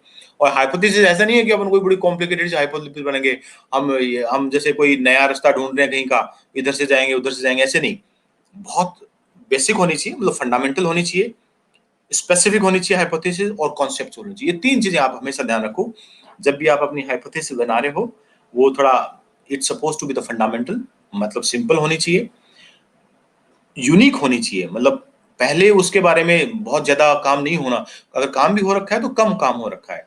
तो that need to be specific and conceptually clear. जो कॉन्सेप्ट आपका clear होना चाहिए। अगर मैं बता रहा हूं कि मेरे को नैनो पार्टिकल सिंथेसिस करना है और उस एंजाइम के साथ करना है, उस मतलब बायोलॉजिकल सिंथेसिस करना है, और वो एंजाइम है मेरा, मैं मस्टर्ड से आइसोलेट करूंगा, तो बड़ा क्लियर हो गया ना। I identify the mustard as a plant, then isolate the enzyme, and through this enzyme I can go for the synthesis of the nanoparticle, cadmium nanoparticle or the zinc nanoparticle through biological method। तो ये clear हो गया, हमें plant clear हो गया, enzymes का जो solution है वो क्लियर हो गया, और हमें किसके पार्टिकल बनाने हैं, कार्बन के बनाने हैं या कैडमियम के बनाने हैं, कॉपर के बनाने हैं, वो भी क्लियर हो गया। तो ये हाइपोथेसिस का आपका फंडामेंटल हो गया। तो that is the fundamentally clear hypothesis. Then this is more about the hypothesis. जो aims है आपके steps जो हैं आपके thesis के वो क्या होंगे? आपका जो पुरानी इंफॉर्मेशन और करंट इंफॉर्मेशन को आपको दोनों को एक साथ पढ़ना है और ऑन द बेसिस ऑफ उसके ये सब बनाना है. तो ये कुछ लिटरेचर का पार्ट है, इसको मैं स्किप कर रहा हूँ. फॉर्मुलेशन ऑफ ऑब्जेक्टिव, जैसे आपने हाइपोथेसिस बनाया, ओके, जैसे आपने हाइपोथेसिस क्रिएट करी उसी तरह ही आपको ऑब्जेक्टिव का फॉर्मुलेशन करना है. तो ऑब्जेक्टिव क्या हो, आपकी जो स्टडी का गोल है बेसिकली, और ये आपके लिए इंपॉर्टेंट इसलिए है क्योंकि यही एक्सपेरिमेंट है जो कि आप अपने थीसिस में और अपने एक्सपेरिमेंट अपने जो भी आप थीसिस कर रहे हैं या कोई आपने कुछ डिवाइस बना रहे हैं तो उसमें ये करने वाले हो. तो मैंने आपको पहले भी बताया था 2 तरह के ऑब्जेक्टिव्स हम जनरली डिवाइड करते हैं. मेन ऑब्जेक्टिव जो आपके मेन ऑब्जेक्टिव्स हैं और उसके सब्सिडरी ऑब्जेक्टिव, उनको अपन बोलते हैं सेकेंडरी ऑब्जेक्टिव्स. और ऑब्जेक्टिव होने कैसे चाहिए, जैसे हाइपोथेसिस क्लियर होनी चाहिए, the same way the formulation of objectives need to be clear, complete and specific. तो इनका एक एग्जांपल मैं आपको बाद में भी दूंगा कि कैसे हम ऑब्जेक्टिव्स को फ्रेम कर सकते हैं. देन रिसर्च डिजाइन, ये मेथोडोलॉजी का एक इंपॉर्टेंट पार्ट है. हाइपोथेसिस के बाद में मेथोडोलॉजी का जो सबसे इंपॉर्टेंट पार्ट होता है कि हम डिजाइन कैसे करेंगे हमारी रिसर्च को, जिससे कि हम उसको कंप्लीट कर पाए टाइमली. क्योंकि आप रिसर्च का मतलब ये नहीं कि आप 10 साल तक काम करते रहेंगे, क्योंकि जैसे ही आप यूनिवर्सिटी में रजिस्टर्ड हुए आपके पास टाइम है कि आपको 4 ईयर में 3 ईयर में आपका डिग्री करनी है, तो उसके लिए डिजाइन बहुत इंपॉर्टेंट हो जाती है, जिससे कि आप मेथोडोलॉजिकल चलें और उसको कंप्लीट करें. It is the plan, structure and strategy of investigating the research problem. It is the operational plan कि आप प्रैक्टिकल लैब में कौन कौन से करेंगे, जो प्रोसीजर है वो क्या अडॉप्ट करेंगे, और उन जो प्रोसीजर होने के बाद जो रिजल्ट्स आएंगे उनको आप टेस्टिंग किस सॉफ्टवेयर से करेंगे, किस डिवाइस से करेंगे, वो सब आपको पहले दिन ही डिसाइड करने होते हैं. तो this is known as the research design. तो ये सबसे इंपॉर्टेंट हो जाता है. अगर ये मैं पहले पता होता है तो अपन इजीली कर पाते हैं. अगर आप बाद में एक बार रिसर्च ज्वाइन करने के बाद आपने कुछ रैंडम टाइम खराब कर दिया और आपको पता ही नहीं कि आप वो ऑब्जेक्टिव कैसे फ्रेम किए, उसको हम कैसे फील्ड में करेंगे, कैसे लैब में करेंगे, तो ये बहुत इंपॉर्टेंट है. Then constructing and instruments for the data collection. तो अब जो आपने एक्सपेरिमेंट किया उनका डेटा कलेक्शन कैसे करेंगे, उनके कौन से मेथड्स होंगे डेटा कलेक्शन के. तो वो पहले तो प्राइमरी जो आपका रिजल्ट आया उसका उस डेटा को बोलेंगे अपन प्राइमरी सोर्स. दूसरे हैं जो उसके ऑब्जर्वेशन जो आपके क्या है, और जैसे कोई सोशल साइंस में रिसर्च कर रहा है तो जैसे कोई आपने वो कर रहा है कि आपके कोई पर्टिकुलर रिसर्च है उसको अपन क्वेश्चनियर से, दूसरा कोई इंडिविजुअल है वो जैसे कोई अपन सर्वे करते हैं ना कि कोई किसी के बारे में, हाँ जैसे कोविड वैक्सीनेशन के बारे में अभी भी गांव वाले कह रहे हैं कि हम नहीं लगवाएंगे क्योंकि ये हमारे को पता नहीं इसके साइड इफेक्ट क्या होंगे. तो अब आप क्या करेंगे, क्वेश्चनियर प्रिपेयर करेंगे कोविड-19 वैक्सीनेशन के लिए, और आप अपने यूनिवर्सिटी के आसपास जो टाउन है या हनुमानगढ़ टाउन में दे दिया, जंक्शन में दे दिया, और वहां पे आपने 200 फॉर्म इकट्ठे कर लिए, आपने बताओ कि आपके क्या व्यूज हैं. तो उसको अपन बोलते हैं कलेक्शन ऑफ डेटा. तो ये तो कलेक्शन ऑफ डेटा जो कि सोशल साइंस वाले कर रहे हैं. साइंस वाले क्या करेंगे, मशीन का डेटा, स्पेक्ट्रोफोटोमीटर का डेटा, जीसी का डेटा, इलेक्ट्रॉन माइक्रोस्कोप का डेटा, ये सब हम इकट्ठा करेंगे. तो ये सब इसके अंदर हम इंक्लूड करते हैं. तो that is the constructing the data. इसी का एलिमेंट आता है जब अपन डेटा कलेक्ट करते हैं तो इसका कुछ और एलिमेंट्स होते हैं. वो होता है आपका ओवरव्यू, बैकग्राउंड, और जो उसका मेजर थ्योरीज हैं उसके बारे में, इश्यूज हैं, कंसिडरेशंस हैं, वो हम इसके साथ साथ कंपोनेंट के बारे में हम इसको कर सकते हैं. तो ये थोड़ी डिटेल है. तो जो रिसर्च स्कॉलर होंगे तो मैं कुछ शेयर भी कर लूंगा, बाद में ले लेंगे. जो एमएससी वाले हैं उनके थोड़ा सा ज्यादा डिटेल में हो जाएगा. तो ये सब हो गया. तो ऑब्जेक्टिव हो गया, हाइपोथेसिस हो गया, स्टडी डिजाइन हो गया, जब brief description of the problem हो गया, और एनालिसिस डेटा हो गया. ये हमने अभी तक डिस्कस कर लिए हैं. देन ये जनरली बहुत इंपॉर्टेंट होता है जब अपन लिखते हैं, जो डेटा है उसको कंपाइल करते हैं. The structure of the report and chapterisation. ये सोशल साइंस वाले जो स्टूडेंट्स होते हैं वो वर्ड यूज करते हैं चैप्टराइजेशन, कि जो आपने प्रॉब्लम करी उसको कितने चैप्टर में डिवाइड करें, कि आपकी जो प्रॉब्लम है वो 2 चैप्टर में बनाएं या 3 में बनाएं या 4 में बनाएं. तो जो चैप्टराइजेशन है, अब वो 4 चैप्टर बनेंगे तो चारों का कॉन्सेप्ट अलग अलग होगा. तो ये चैप्टराइजेशन वर्ड हम इसको बोल देते हैं, या फिर बोलते हैं स्ट्रक्चर ऑफ रिपोर्ट. तो जनरली सोशल साइंस वाले करते हैं. साइंस वालों के लिए तो जो ऑब्जेक्टिव्स होंगे उतने ही चैप्टर्स भी बन जाएंगे. तो ये एक जनरल सा कॉन्सेप्ट होता है. लिमिटेशन प्रॉब्लम यू में एनकाउंटर, जो आपने जो प्रॉब्लम अनकाउंटर करी है वो कौन कौन सी है उसको भी आप लिस्टेड करेंगे, वर्क प्लान करेंगे। वर्क प्लान मतलब शेड्यूल करेंगे, पहले साल में मेरे को ये लिटरेचर सर्वे करना है, सिनॉप्सिस करनी है, फिर मेरे को फील्ड सर्वे करना है, दूसरे साल में मेरे को एक्सपेरिमेंटेशन करना है, थर्ड ईयर में मेरे को 2 पब्लिकेशन करने हैं, फिर मेरे को थीसिस राइटिंग करनी है। तो इसको बोलते हैं वर्क प्लान शेड्यूल। तो ये हम हर थीसिस में लिखते भी हैं, सिनॉप्सिस में लिखते हैं basically, not about thesis. Then budget जो है वो इम्पोर्टेंट है। बजट के लिए अपने को, अगर आपको इसके लिए प्रपोजल बना के किसी एजेंसी में भेजना है तो वो भेजिए। अगर आपका इंस्टीट्यूट आपको बजट दे रहा है तब आपके लिए बहुत अच्छी बात है कि आपको खुद से ही काम करने को मिल रहा है, बजट की चिंता नहीं है आपको। पर बजट बड़ा इंपॉर्टेंट हो जाता है, जो साइंस रिसर्च हो उसके अंदर ये करते हैं। कलेक्शन ऑफ डेटा बहुत इंपॉर्टेंट है, ये आजकल इसलिए है। कलेक्शन ऑफ डेटा के अंदर जैसे अपन जो सोशल साइंस रिसर्च उसके अंदर लिटरेचर का बहुत मदद लेते हैं। जब लिटरेचर की अपन हेल्प लेते हैं तो उसके अंदर आजकल एथिकल इश्यू आ गए हैं बहुत सारे, उसको अपन बोलते हैं प्लेजरिज्म। प्लेजरिज्म का मतलब होता है कि हम जो पहले की रिसर्च है उनको हमारे थीसिस के अंदर यूज नहीं कर सकते। अगर हम करेंगे 10% से ज्यादा करेंगे तो that is the part of the plagiarism, और वो यूजीसी के अकॉर्डिंग उस थीसिस को हम एक्सेप्ट नहीं कर सकते हैं। तो अगर जो भी यूनिवर्सिटी है उसमें मैक्सिमम जो डेटा है अपन 10% किसी का ले सकते हैं, नॉट मोर देन दैट। और 10% बहुत कम होता है। जब अपन लिटरेचर रिव्यू करते हैं, जैसे ही अपन ने 2 पेज लिखेंगे तो अपने आप ही उसमें ज्यादा हो जाता है। तो आपको पूरा आपका सिनॉप्सिस का जो कंस्ट्रक्शन है वो पूरा इंडिपेंडेंट होना चाहिए, और वो बहुत टाइम टेकिंग है। तो collection of data, ethical issue, rating, research, participation है, ये बड़ा इंपॉर्टेंट होता है। इसके अंदर अगर जैसे मेरा कोई रिजल्ट आप यूज कर रहे हो तो पहले आप मेरे से कंसेंट लेके कर सकते हैं, नहीं तो फ्यूचर में प्रॉब्लम हो जाती है। उसके बाद में जो सेंसिटिव इंफॉर्मेशन है उसको भी आप रिप्रेजेंट नहीं कर सकते हैं। कोई बहुत ही जैसे कोई सोशल सेटअप को डिस्टर्ब करने वाली जो रिसर्च है, that is also part of the जो मोरल एंड एथिकल इश्यूज, तो ये उसके अंदर आता है। कोई बायोलॉजिकल है, जैसे आपको माइस और रैट यूज करना है तो उसके लिए अपन बायोलॉजिकल जो एथिकल कमेटी है उससे अपने को परमिशन लेनी पड़ती है। तो ये सब काम हमें करना पड़ता होता वो आता है। एथिकल कमेटीज होती हैं, प्लेजरिज्म का सॉफ्टवेयर होते हैं, वो हम पहले ही चेक करते हैं तो हमारे लिए ठीक हो जाता है। कलेक्शन ऑफ डेटा जो है वो हम 2-3 चीजों को, 2-3 मैंने बताया अभी आपको, 2-3 कैटेगरी में कर सकते हैं। प्राइमरी सोर्स और द सेकेंडरी सोर्स। जैसे किसी पब्लिश पेपर से आपने लिया वो है प्राइमरी सोर्स, लेकिन जो अगर आपने उससे नहीं लेके कुछ दूसरे सोर्स से आपने लिया, जैसे किसी के कोई आर्टिकल है जो कि ऑनलाइन नहीं है और वो आपने बुक से लिया है, तो वो सब सोर्स सेकेंडरी डॉक्यूमेंट्स आते हैं, जिसके अंदर गवर्नमेंट पब्लिकेशन है, अर्लियर रिसर्च है, ये सब आपके डॉक्यूमेंटेशन सेकेंडरी सोर्स में आते हैं। प्राइमरी सोर्स है आपका रिसर्च क्या है, उसके अंदर ऑब्जर्वेशंस क्या है, इंटरव्यूइंग आपने किया, क्वेश्चनियर आपने प्रिपेयर किया, these are the primary source. फिर उसके बाद में पार्टिसिपेशन है किसी का, उसमें पार्टिसिपेंट है, जैसे आपने क्वेश्चनियर बनाया, मैंने क्वेश्चनियर भरा तो मैं तो पार्टिसिपेंट हूं, लेकिन किसी ने नहीं भरा, उसने भी वर्बली बोला है तो वो आप नॉन पार्टिसिपेंट। तो वो सब सोर्सेज हैं, वो प्राइमरी सोर्सेज हैं। जैसे कुछ अपन सेइंग्स होता है कि ऐसा हम इतना बारिश होगी तो इतनी एग्रीकल्चर होगी, तो ये डेटा नहीं है इसका, लेकिन ये हम मानते हैं कि जून में बारिश हो जाएगी तो फसल अच्छी होगी। तो ये एक्सपीरियंस बेस्ड डेटा, तो इनको अपन बोलते हैं एक्सपीरियंस बेस्ड डेटा। तो ये 2-3 डेटा कलेक्शन करने के मेथड्स हैं, प्राइमरी सोर्स और secondary source. Once you have collected the data, data processing is very important. आपने डेटा तो इकट्ठा कर लिया, लेकिन उसकी जो डेटा के जो एडिटिंग है, मतलब उसमें से इंपॉर्टेंट डेटा कौन सा, मतलब जिससे कि आप कंक्लूजन निकाल सकें, उन डेटा को हमें जो कंक्लूसिव डेटा और नॉन कंक्लूसिव डेटा, उनको 2 हमें कैटेगराइज करना पड़ता है। तो जो डेटा से आपकी जो एक तो किसी ने कहा कोविड वैक्सीनेशन बहुत अच्छा है, एक ने कहा अच्छा नहीं है, तो ये 2 तरह के आपको डेटा होगा, तो आपको 2 तरह की रिपोर्ट बनानी पड़ेगी, कितने लोगों ने उसमें यस किया, कितने में नो किया, और उनका परसेंटेज निकालना पड़ेगा।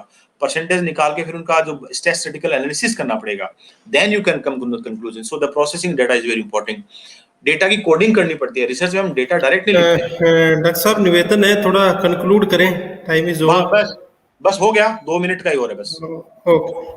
तो ये डेटा का प्रोसेसिंग हम कर सकते हैं, इसमें बहुत इंपॉर्टेंट है। तो ये 2-3 चीजें हैं जो कि हमें मेरे को आपको बतानी थी। और देन फाइनली जो एक मैं स्लाइड बता रहा हूँ कि वो रिपोर्ट आप बनाएं कैसे, 2-3 चीजें को आप ध्यान रखना पड़ेगा जब आप रिपोर्ट बनाएंगे अपनी एमएससी की या पीएचडी की। जो स्टैंडर्ड्स हैं, आजकल इंटरनेशनल स्टैंडर्ड भी आ गए हैं और नेशनल स्टैंडर्ड्स भी हैं, उन्हीं के फॉर्मेट्स को हम फॉलो करेंगे। अप्रोप्रिएट रेफरेंसिंग है, क्योंकि अगर मेरा पेपर आपने यूज किया है तो उसका साइटेशन बड़ा इंपॉर्टेंट है, अगर नहीं करते हैं तो आजकल बड़ा इश्यूज हो जाते हैं। प्रिपरेशन ऑफ द बिब्लियोग्राफी बहुत इंपॉर्टेंट है, और जो प्लेजरिज्म है वो बहुत इंपॉर्टेंट है, उसके लिए कई सारे सॉफ्टवेयर्स हैं, कुछ यूजीसी भी प्रोवाइड करती हैं, वो सब अपन के ये कर सकते हैं, ये है। और जो प्रॉब्लम है रिसर्च की, जो वो कुछ मैं यहाँ पे मेंशन कर दे रहा हूँ, एक है जो अनकंट्रोलेबल वेरिएबल्स बहुत सारे होते हैं, ह्यूमन टेंडेंसी और ह्यूमन एरर बहुत सारे इसमें आते हैं, टाइम एंड मनी लगता है, लैक ऑफ कई सारे इश्यूज आते हैं। तो इन चीजों को पहले ही हम जो प्रॉब्लम्स हैं उनको पहले एड्रेस कर लेंगे तो हमें बहुत ज्यादा दिक्कत उसमें नहीं होगी। But finally, I must say, because you all are just listening to me, are the young people, young scholar, young students. So think big, think sustainable, and think ahead. Ideas are no one's monopoly. और ये हम सब जानते हैं कि ये जो young generation है बहुत इंपॉर्टेंट है। अब जो रिसर्च है वो बहुत इंपॉर्टेंट हो गई है पूरे वर्ल्ड में और हर सब्जेक्ट्स में। तो ये जो है, जो जैसा आप सोच सकते हैं, और हमेशा अनकन्वेंशनल, तो कन्वेंशनल रिसर्च है कि मैंने आपको बताया आपने रिसर्च करी, एक आपने अपने खुद का ऑब्जर्वेशन से करी, तो वो है अनकन्वेंशनल रिसर्च। उसकी बहुत ज्यादा जरूरत है, क्योंकि मैं बताऊंगा, क्योंकि मैं तो पिछले 10 साल से करूं, तो उसी मोनोटोनस काम ही बताऊंगा कि मैंने ये किया था तो आप ये कर लीजिए। तो जो अनकन्वेंशनल रिसर्च है वो बहुत इंपॉर्टेंट है। सो मैंने आपको पहले बता दिया, जो आइडियाज है वो किसी की मोनोपोली नहीं है। इसका मतलब मैं नहीं कि मैं प्रोफेसर हूं तो मैं ही ये सोच सकता हूँ, आप मेरे से ज्यादा अच्छा सोच सकते हैं और ये आपको करना पड़ेगा। और कभी आई गेस अब कुछ करेंगे मैं, क्योंकि मैं क्या कर रहा हूँ वो नहीं बताया, जो एक जनरल इंट्रोडक्शन था ये रिसर्च मेथोडोलॉजी का, इनके बेसिस पे आप डिजाइन कर सकते हैं। और कभी कोई स्पेसिफिक हो तो आप थ्रू राजेश सर और थ्रू राधेश्याम जी के थ्रू मेरे से कांटेक्ट कर सकते हैं। और मेरी कोई हेल्प चाहिए तो मेरा ईमेल आईडी और वो मैं शेयर कर दूंगा इनके साथ, और आप वहाँ से ले लें। जोधपुर यूनिवर्सिटी में मैं काम करता हूँ, तो आपको कोई भी, मैं बायोलॉजिकल साइंसेज में काम करता हूँ, बायोटेक्नोलॉजी में, तो किसी को भी बायोटेक्नोलॉजी की मदद मेरी तरफ से चाहिए तो आप सबका वेलकम है बॉटनी डिपार्टमेंट जोधपुर में और उस सब के अंदर।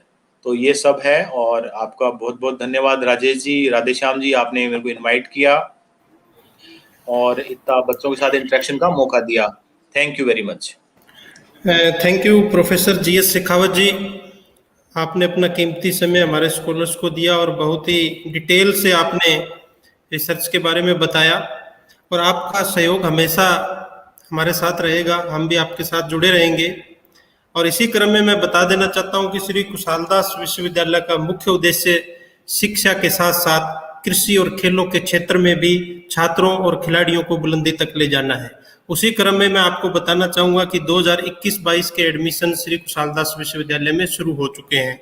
उसी में कृषि के क्षेत्र में जेट के ऑनलाइन आवेदन शुरू हो चुके हैं। तो जो भी हमारे साथी जुड़े हुए हैं उनको मैं बताना चाहूंगा कि श्री कुशालदास विश्वविद्यालय में BSc एग्रीकल्चर, MSc कृषि, फैकल्टी ऑफ एग्रीकल्चर में सभी कोर्सेज कृषि से संबंधित चल रहे हैं। और इसके साथ साथ जो भी हमारे शोधार्थी जुड़े, उनसे मेरा निवेदन है कि ये वीडियो ज़्यादा से ज़्यादा शेयर करें। और कल फिर हम आपके साथ 12 बजे रूबरू होंगे, सभी स्कॉलर्स के साथ, सभी हमारे स्टाफ मेंबर्स और जो साथी हमें सुन रहे हैं, क्योंकि ये 5 डे ऑनलाइन वर्कशॉप है जिसका आज दूसरा दिन था।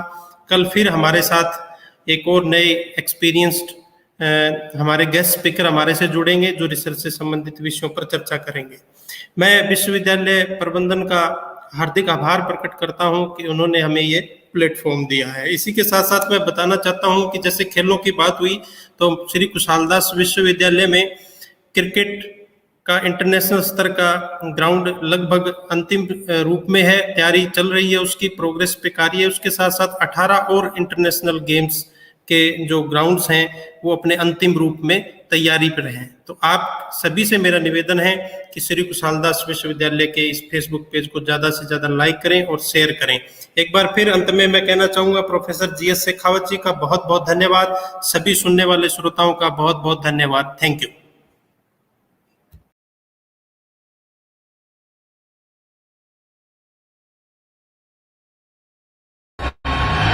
SKD यूनिवर्सिटी, आपकी हमारी अपनी यूनिवर्सिटी। चुने एक ऐसी डगर जो आपको मंजिल के करीब पहुंचाए, जहां आपकी अभिलाषाओं को मिले एक नया रास्ता, जो ले चले आपको प्रगति के पथ पर आत्मविश्वास के साथ। आइए राजस्थान की एक ऐसी संस्था में जो आपकी सोच को एक नई उड़ान दे, जो मंजिल तक पहुंचाने को तैयार है। ये है आपकी हमारी अपनी साडी SKD यूनिवर्सिटी, पंजाब और राजस्थान के बीच में बसी one of India's top university. हजारों विद्यार्थी, सैकड़ों अध्यापक, ऑल द अवार्ड्स। सच कहूं, SKD is the best place for learning. बड़ी व सुंदर इमारतें और मैदान SKD यूनिवर्सिटी के परिसर को अद्भुत बनाते हैं। हमारे लिए शिक्षा सिर्फ क्लासरूम की 4 दीवारों तक सीमित नहीं है। अच्छे शिक्षक एक महान शिक्षा के लिए महत्वपूर्ण हैं। आपके साथ ट्यूटर की लगातार बैठकें होती हैं, जहां आप कोई भी प्रश्न पूछ सकते हैं, और साथ ही एक अच्छी राउंडेड पर्सनैलिटी विकसित करने के लिए सह पाठ्यक्रम गतिविधियां आवश्यक होती हैं। पुस्तकालय में सभी छात्रों की आवश्यकताओं को पूरा करने वाली विभिन्न किताबों के साथ भारतीय और विदेशी लेखकों की पुस्तकों का संग्रह है। यहाँ लाइब्रेरी में पुस्तकों के अलावा प्रोफेशनल इंजीनियरिंग पत्रिकाओं और अन्य विश्व स्तरीय पत्रिकाओं की सदस्यता तथा संग्रह है। सिर्फ नंबर पाने के लिए नहीं, अनुभव कीजिए विश्व स्तरीय सुविधाओं को जो आपको बनाए प्रतिभावान व कुशल। हम आपके अवसरों को और बेहतर बनाने व व्यक्तित्व विकास के लिए यहाँ कम्युनिकेशन स्किल पर विशेष ध्यान देते हैं, जो जीवन भर आपकी मदद करता है। SKD विश्वविद्यालय में हम कोशिश करते हैं कि छात्र को उनकी पसंद के अनुरूप कौशल प्राप्त हो तथा उद्योग जगत के लिए वे उपयोगी हों। कंप्यूटर शिक्षा का एक अविभाज्य हिस्सा बन गया है और तकनीकी शिक्षा उच्च स्तरीय तकनीक द्वारा संचालित है। कंप्यूटर विज्ञान और सूचना प्रौद्योगिकी के लिए विशेष लैब जो सभी विभागों के छात्रों के लिए एक मार्गदर्शक की तरह है। यहाँ ई-जर्नल, ई-बुक्स और अन्य शोध कार्य देखकर पढ़कर उससे ज्ञान बढ़ाते हैं। इंटरनेट कनेक्टिविटी वाईफाई के साथ उपलब्ध है। प्रयोगशाला आधुनिक उपकरणों से अच्छी तरह से सुसज्जित है और विषय के सिद्धांतों और अभ्यास को समझने के लिए पर्याप्त जानकारी देती है। संबंधित शिक्षकों की देखरेख में छात्रों के उपयोग के लिए कॉलेज में अलग अलग प्रयोगशालाओं जैसे भौतिकी, रसायन विज्ञान, जीव विज्ञान। SKD यूनिवर्सिटी के पाठ्यक्रम को विशेष रूप से डिजाइन किया गया है, जो स्कूल 10+2 से उत्तीर्ण होने के तुरंत बाद लॉ ग्रेजुएट बनने के इच्छुक छात्रों को शामिल करता है। ये छात्रों की सही नींव रखने में मदद करता है और आपको एक सच्चे कानून पेशेवर के रूप में विकसित करता है। खेल और फिटनेस हमारे दैनिक जीवन में एक बहुत बड़ा रोल निभाते हैं। SKD यूनिवर्सिटी अति आधुनिक खेल व फिटनेस सुविधा प्रदान करता है। विशाल परिसर में मेस सुविधा के साथ छात्र और छात्राओं के लिए अलग अलग छात्रावास हैं। कई मायनों में छात्रावास का जीवन परिसर में एक छात्र के जीवन को परिभाषित करता है। प्रत्येक हॉस्टल में इंडोर गेम्स और व्यायामशाला के लिए अलग अलग कमरे हैं। कुछ शिक्षा को एक दायित्व मान सकते हैं, कुछ इसे एक पेशा मानते हैं, लेकिन कुछ ही इसे जुनून के रूप में देखते हैं। श्री खुशहाल दास यूनिवर्सिटी छात्रों के बहुआयामी विकास के लिए हमेशा तत्पर है। ये राजस्थान के हनुमानगढ़ जिले का देश को आगे ले जाने की दिशा में एक मजबूत कदम है। ये है हम सबका विश्वविद्यालय। साडी यूनिवर्सिटी। SKD यूनिवर्सिटी साडी यूनिवर्सिटी। SKD यूनिवर्सिटी साडी यूनिवर्सिटी। SKD यूनिवर्सिटी साडी यूनिवर्सिटी। साडी यूनिवर्सिटी SKD यूनिवर्सिटी।